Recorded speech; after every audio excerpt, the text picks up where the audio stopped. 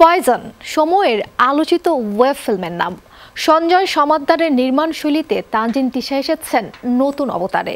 Poison জানান দিয়েছে শক্তিশালী গল্প, নির্মাণ কিংবা অভিনয়ের বিশেষ এক প্রদর্শনীর মাধ্যমে দীপ্ত প্লেতে মুক্তি পেয়েছে পয়জন। মানুষ তুমি নও নিখুঁত, জীবন সিনেমার চেয়েও অদ্ভুত। সেই অদ্ভুত গল্পের দেখা মিলেছে পয়জনে, যে গল্প বলছে অতিরিক্ত কোনো কিছুই আসলে পয়জন।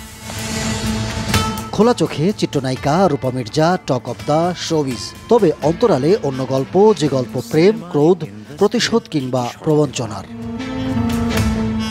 প্রিমিয়ারে তাই হয়তো দর্শকের কণ্ঠে মুগ্ধতা। অনেকদিন পরে মনে হলো একটা কমার্শিয়াল ভালো মুভি দেখলাম, আমার খুব ভালো লাগছে। আর তানজিন তিশা, তানভীরের সাথে আগেও কাজ করেছি, so Tanvir is a very good actor. বড় পর্দায় ওই ফিল্ম দেখলাম, এটা একটা আমার কাছে খুবই একটা ইউনিক প্রিমিয়ার মনে হলো। খুবই গুছানো গল্প, এরকম গল্প আরও দেখতে চাই। ডিরেকশন অ্যান্ড অ্যাক্টিং ওয়াইজ কাজটা খুবই ভালো লেগেছে। অ্যান্ড যেহেতু মানুষ এখন অনেক ডিফারেন্ট কন্টেন্টে ইন্টারেস্টেড।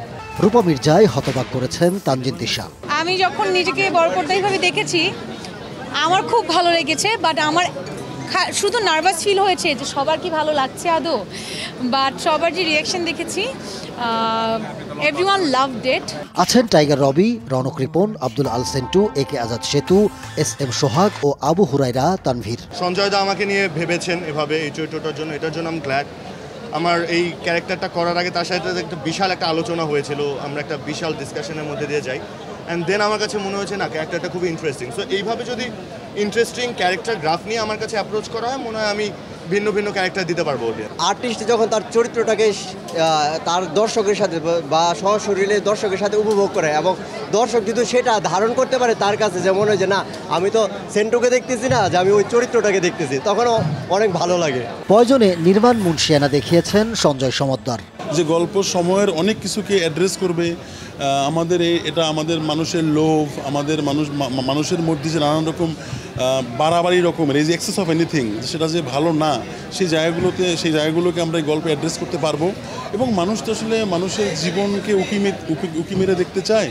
তো এখানে একটা নায়িকার জীবন পোর্ট্রে করা হয়েছে, নায়িকার জীবনের স্ট্রাগল, তার গল্প। তিনটি ফ্লপ সিনেমার পর 4 নম্বর সিনেমা সুপারহিট, সঙ্গে ন্যাশনাল অ্যাওয়ার্ড। তবে নায়িকা রূপা মির্জার জীবনে লুকিয়ে হাজারটা লড়াই, সেই গল্পই এসেছে poison. Ahmed Tauquir, showbiz tonight.